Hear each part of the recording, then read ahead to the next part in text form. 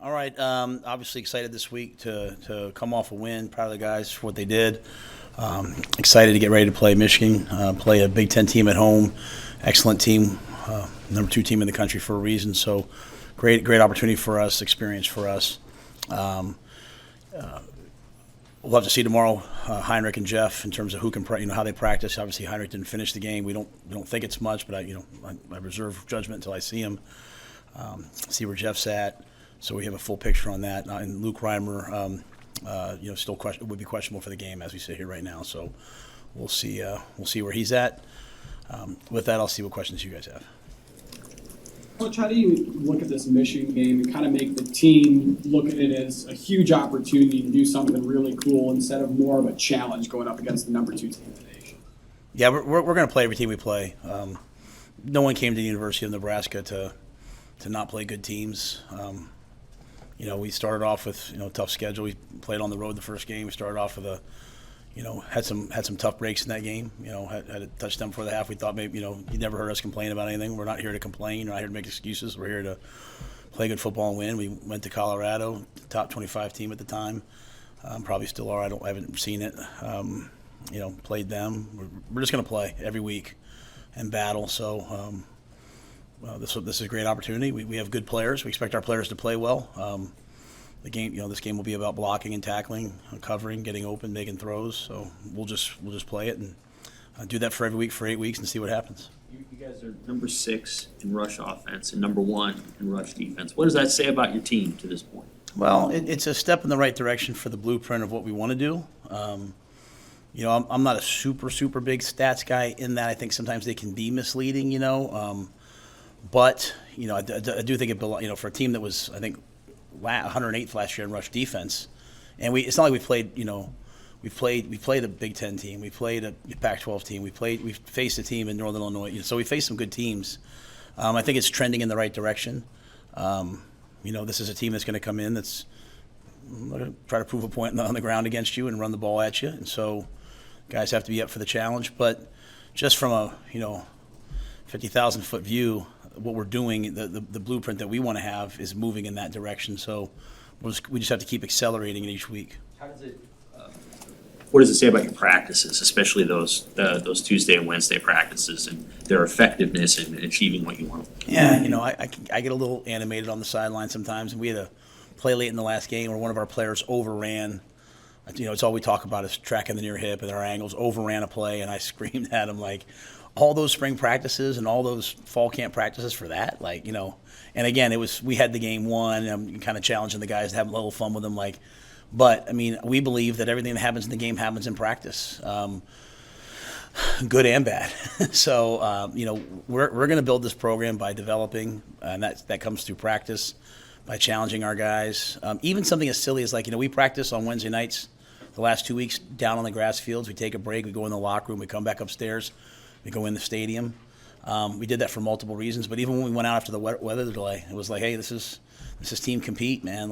Let's treat it like a Wednesday night. So, I think what we're asking the guys to do is working in some ways. We just have to stay with it, until it comes fully to fruition.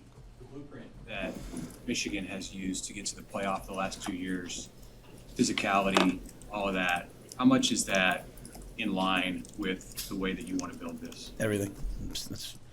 You think about when Coach Harbaugh first came in, was taking over, after, I can't remember if it was 1 or 2 coaches, and I don't ever want to be, but, a couple of years of not being a great program after being a great program, and he recruited. I remember I worked one of his camps when I was the head coach at the Temple. You guys probably don't remember, but he was the guy that started the satellite camps, right? And it was a big controversy at the time, right? He was the first person to go at 12:01 to someone's house in recruiting. So I did that. Then I didn't like doing it, but I did it because he was doing it. So he's had a real impact on the game. But his sometimes I'll have recruits say to me like, "Well, Coach, are we going to be good?" And what should I go to Michigan? I'm like, "Well, he did it, so that's what we're doing." So.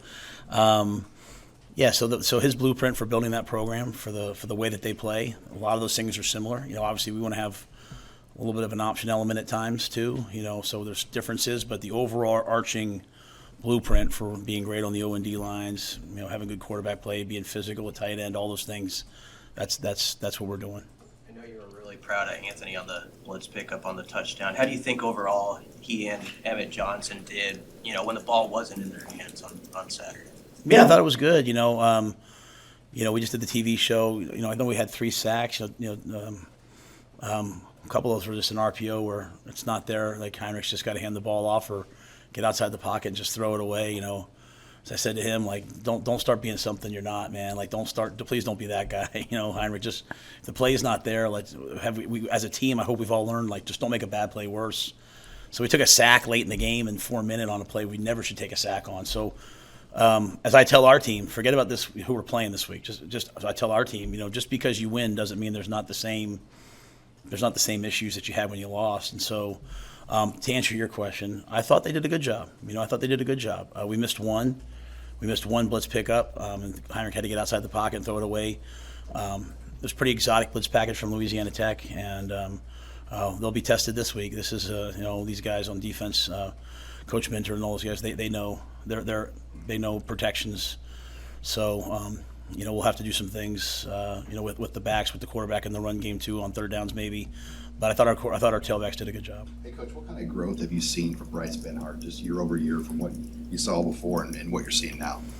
Obviously I can't talk about too much beyond. I just, what I saw from him last year. I think he's playing well. I think he's those guys are doing what's asked of them. I think when you add the option component in, that adds a lot to the offensive line. There's a lot of understanding the box counts and who the read key is and the pitch key is and all those different things.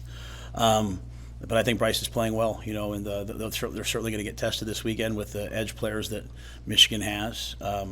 But I think all those guys in the offensive line, they come in every day, they work, they battle, they get in the games, they fight. Again, because of kind of the way we play offense, you get to some games and it's a little different than what you expected, right? So they have to kind of adjust early in the game to see how people are playing us. And I think Bryce is one of those guys who does a great job at that. What goes into having Tommy Hill play 18 snaps at receiver? How did that evolve? How did that situation evolve? Yeah, we just I just love Tommy Hill. I think he's explosive. I think he's dynamic. I think he's tough. I think he's smart. He was about to take that kickoff return to the house. Now we got the holding call. He was about to take that kickoff return to the house. He fumbled it. And he's the first guy who's like, hey, that's that's on me. That's terrible, coach. So I just think when you have good players, you use them, right? So he was going to be a starting corner. He got hurt. He's kind of a rotational corner for us. He just works twice as hard. So he's helping us on offense. Initially, it was kind of as a big play threat. And then last week we just started using him more. Hey, you're practicing on offense, you're practicing on defense. So if I have a good player, I'm going to try to use him as much as possible. So he has the mind. A lot of guys couldn't do it. He has the mindset and the competitiveness and the intelligence to do it. Does he split his rep like 50-50 during practice, or is he skewed one way more now? Probably a little more on offense, depending on the period, right? He's going to go over in some of the passing periods on defense. So we're because I have a good staff, I try to skew the periods where this is sort of more of a Tommy focus on offense, Tommy focus on defense. I have a young freshman who's redshirting. We're already starting to do it with him. I just think when you have good players, you try to utilize them. So, Coach, going up against the offensive line, going up against that run defense that you guys have, and number one right now, how much of a benefit is that preparing for what Michigan is going to throw at you guys in terms of blitzing and all that? Yeah, I believe that iron sharpens iron. I believe you get better at practice. I think going against each other has helped us. Because we go against each other on, even on Tuesdays and Wednesdays, we compete against each other. So I think that's really helped us. Michigan's as good a team up front in terms of their defensive line, in terms of getting off blocks. They're not trying to really fool you necessarily. They will pressure you.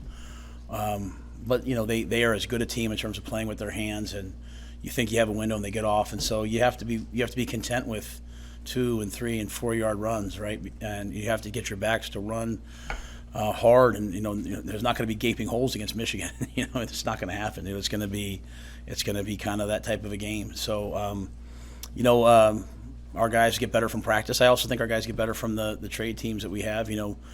When you can recruit a bunch of really good players and they're not necessarily playing, and you're willing to rotate guys through, or have guys take some scout team reps, I think it helps them, but also really helps your starters. Most impressed with along the defensive line? These are really good questions. You guys are making me think. I think on the defensive line, I think I think we're playing with more extension. We're getting off blocks. We're finishing line movements. The communication. Dealing with, hey, they're in this set. I think all those things have gotten significantly better. I think we get off blocks better than we had earlier. So I think the guys are doing a good job of that in the run game, and they play hard. That's one thing about our guys. They play really, really hard up front. Nebraska getting closer to playing more at left tackle, or what does that picture look like right now for your left tackle? We got Turner's a starter. Teddy has a role. We just keep bringing him along every week. Every week we say who gives us the best chance to win. Right now they're kind of in the roles that they're in, and we'll see how this week goes. But Teddy's healthy. It's just a matter. For a while we're just getting him back, getting his feet wet. But each week we're just going to play who we think gives us the best chance that week. How much has Meyer been kind of an unsung guy, but helped you out on getting some things going? I thought this week it was Meyer was the guy. I mean, I think he's really, really, he's a big man. He's really, really good in tight, confined spaces of getting his hands and running his feet. So a lot of the runs we ran last week were off tackle runs, right? Like we ran the Teddy and Meyer at the point of attack power, off tackle power. We ran the off tackle toss play, which is I've never run that play before. It's 40-41 pitch. That's Coach Ron Brown had to teach me that play, and so he's been fighting for that play forever. So I've never seen a guy happier on the sideline in my life, because that's a true old Nebraska play, right? But Luke's making those plays go because of his ability to block at the point of attack. And when you watch Michigan, one things they're great at is their defensive ends at the point of attack versus tight ends. So we have a lot of guys that we trust. We'll use a tackle. We'll use some other guys. We have to play well. But Luke's really done a nice job for us and helped us add a component to our offense. Coach, now that you've gotten 2 full games with Heinrich as your starter, what's impressed you most when you've gone back and watched these out there? I think Heinrich's done a good job of obviously running the option, running the zone reads, running the speed options. A lot of them he's keeping right now, so sometimes I don't know if people know it's the option, but it is. He's just kind of keeping the ball and running for big runs. He's done a good job of communication in the huddle.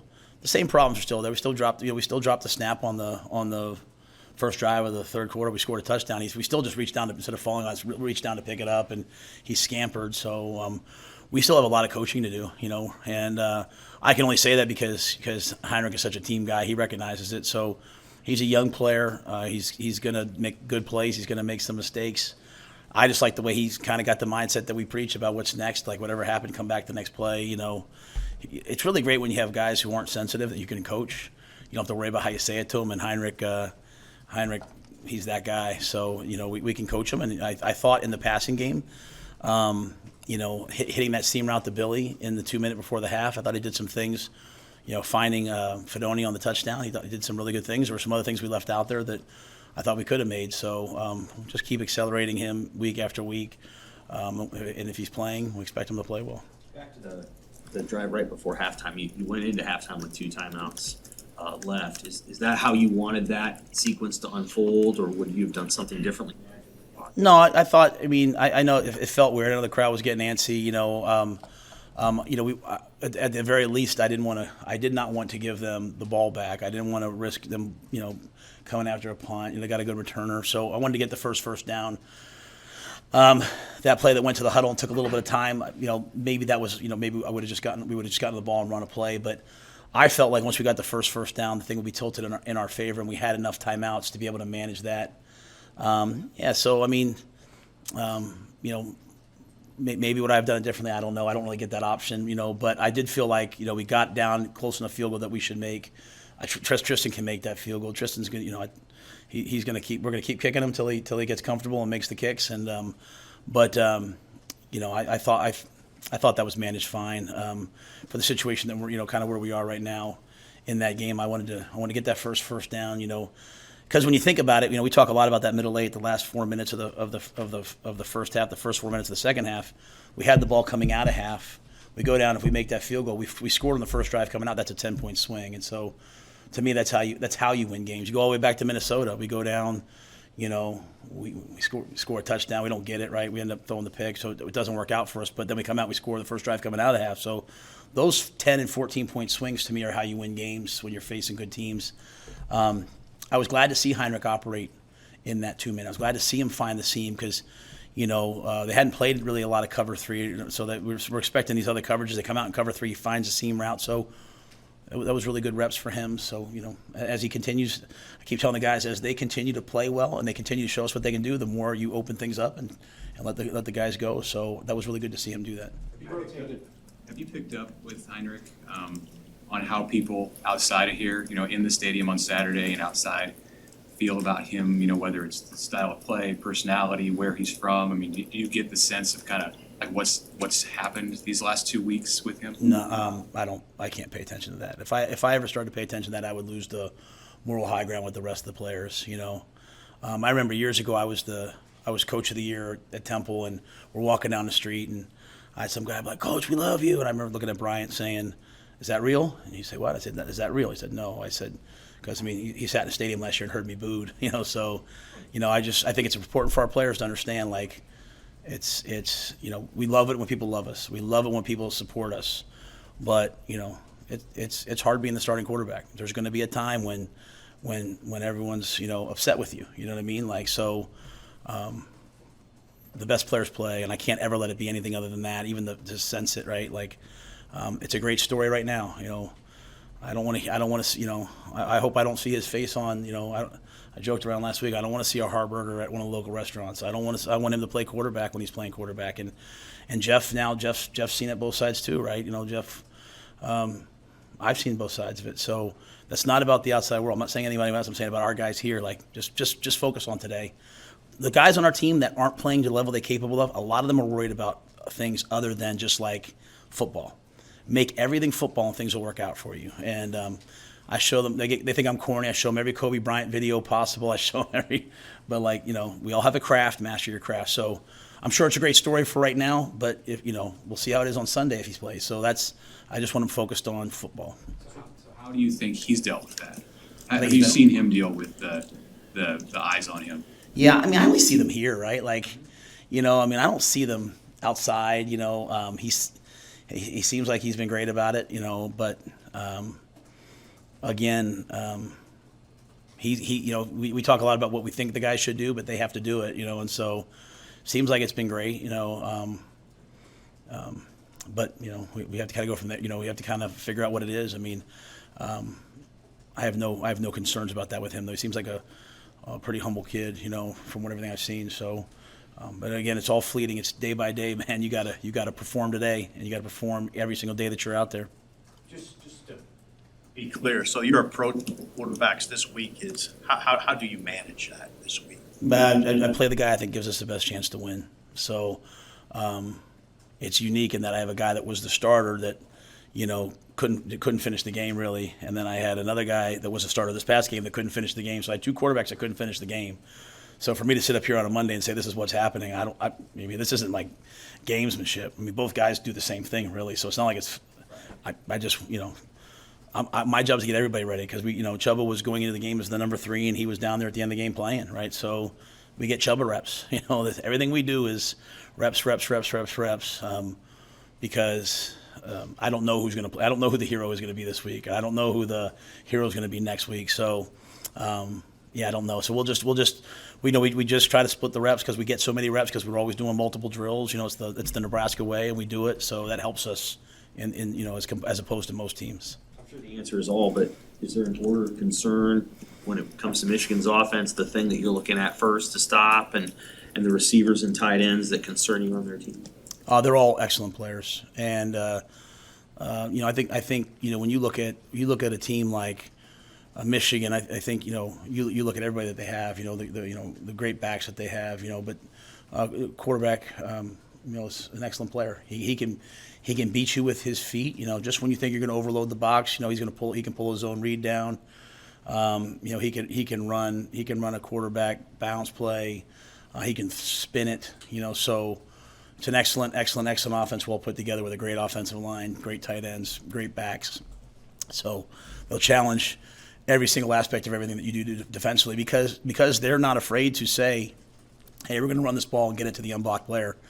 And they expect the standard for them is, hey, you got to make that guy miss. And if he tackles you once, you got to make him miss the next time. And so that's the way we look at football. And when we've had big plays, it's a play like Heinrich where the guy's unblocked, he makes the miss, and he scores a touchdown. So I'd say any and all. They're good at what they do. It'll be a challenge for our guys, a good one. What about their quarterback, McCarthy, though? Just what have you seen from him that makes him arguably the best quarterback in the Big Ten right now? Well, I mean, I think they have a great passing game. He's got tremendous protection, so he's got time and he operates on time.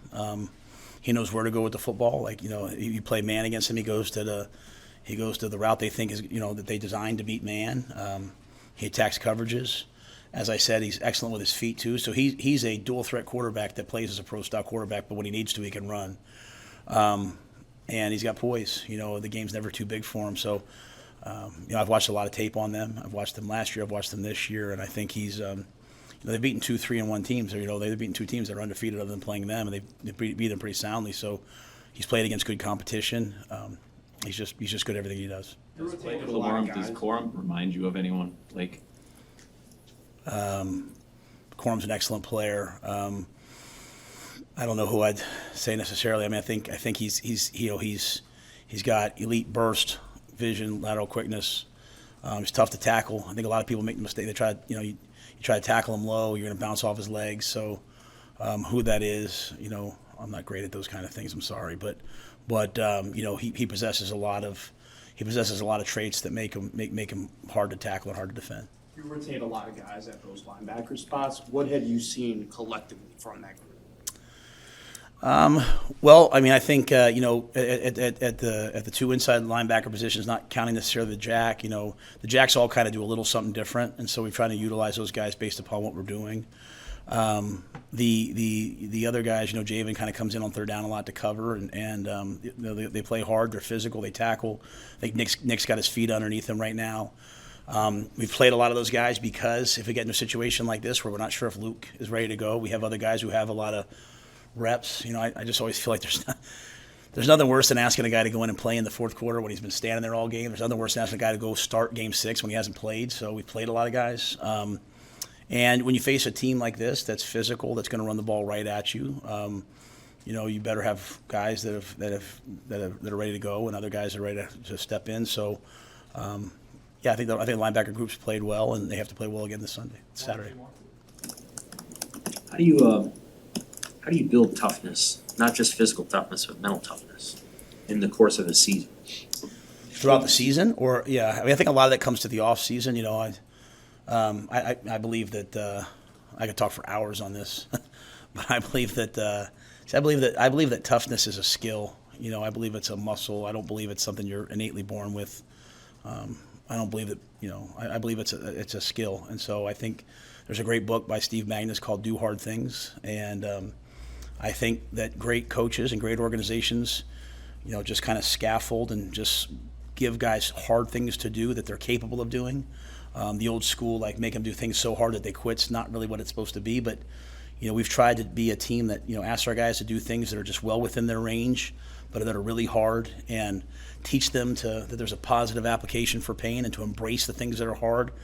And then eventually that mindset starts to flip. The modern day, protect your kids from going through hard things it's not good in my opinion. So, but it's not this caveman approach of, just cuss the guys out and beat them up. It's about keeping everything within their proximal range of hey, you can do this. Never ask them something they can't do, but consistently stretching their comfort zone. How do you do that within the season?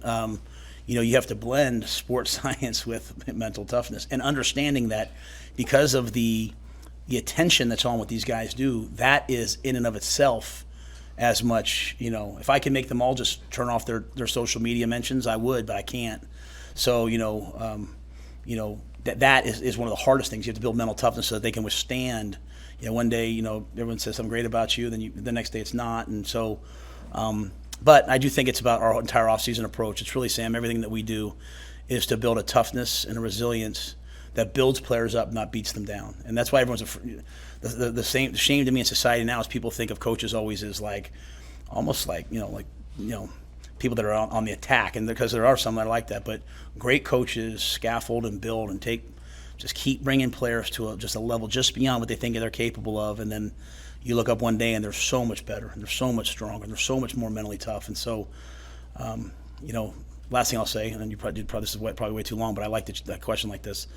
I believe that mental toughness in today's day and age is really also about just being present. The ability to be where you are, the ability to be in the moment.